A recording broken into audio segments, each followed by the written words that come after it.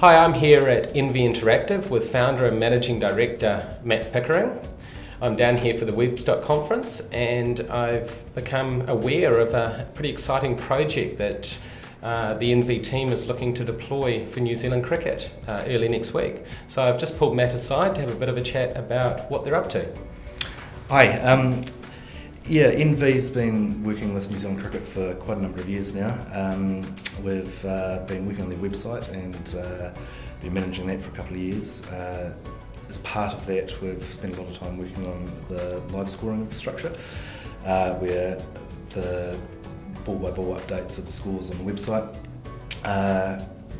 More recently, we've actually extended that to drive the scoreboards around all the grounds. Great, so the scorers at the games are using your technology to drive the video scoreboards up on the screens, on the large screens at all of the grounds around the country. Fantastic. Rolled out just for this. Is this being used for the smaller games as well as the internationals? Yes, this is for domestics and the recent Bangladeshi tour, current Bangladeshi tour. Cool. No, it's very exciting. But more excitingly, we've just rolled out a Silverlight web slice to the New Zealand Cricket website. We're finishing touches, going live in a couple of days. In time for the Australian tour? In time for the Australian tour. It's probably one of the biggest events in the calendar this year, so pretty exciting.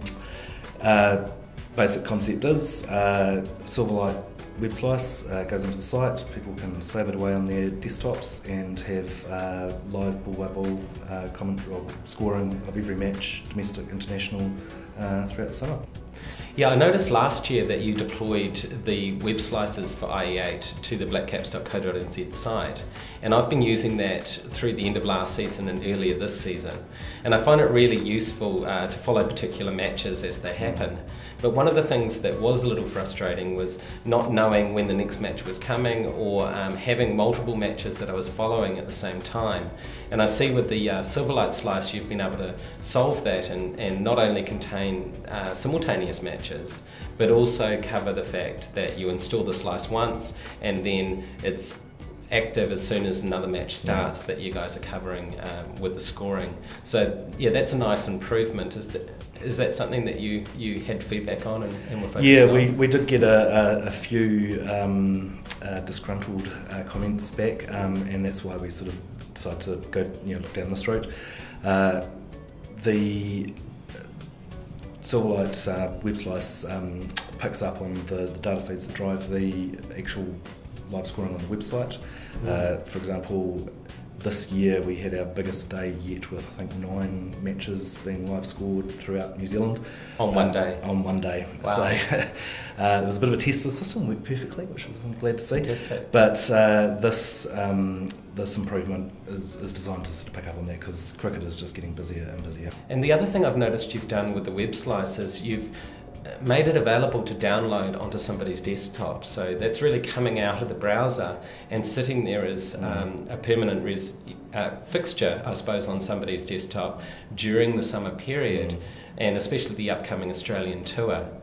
So that's something that people have been asking for. And there has been a lot of interest expressed in that, and a lot of people have used the web-based scoring to that effect with mixed results. We see this step onto the desktop as the first stage of some fairly large plans to bring in other sorts of information to support the ball-by-ball scoring, such as commentary and news, and there's a lot of additional information which is captured but is not presented through the current live scoring interfaces, so there's an opportunity to do something a lot smarter there, including live match analysis with Manhattans and the run and chase and that sort of thing. So we've got big plans. This is stage 1, so just looking forward to getting it up there. And people can find it on the blackcaps.co.nz website? Blackcaps.co.nz. Keep your eyes open next week. So let's change tack a little bit and talk a bit about the process of building this. You said it already connects to the same services that you've got on the existing .NET site. What about the design of the Silverlight component itself? How how have you put that together? Well, we were very fortunate enough to be invited to attend a session last year sponsored by Microsoft, Expression for Art's Sake, where we sent one of our designers and one of our developers along for some really hands-on, in-depth training on Silverlight, which we've been watching for quite a while, but as with a lot of businesses, it's hard to find the right project to take that plunge. Yeah. That proved a brilliant foundation and really energised some key people internally to jump all over it, and when this opportunity came along, it was just a natural choice. So you touched on that, a designer and a developer working together.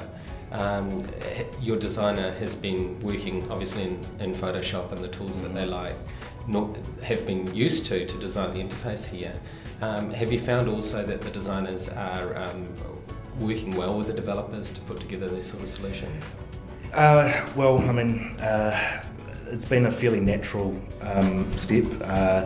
From the developer side, it actually brings design closer into our process.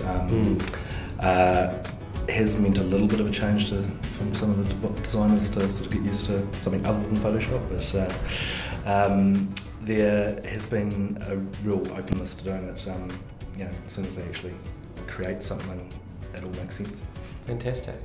And you've got, how many designers do you have currently? We're currently sitting at about 5 or 6 designers and same number of developers, and we're actually on the lookout for a couple of other designers if anyone's out there. So if you're designers and you want to work with tools like Silverlight and also the Flash suite, give that a call. Yeah, check out the website, see what we do. Fantastic. Thanks, Matt. Yeah, see you.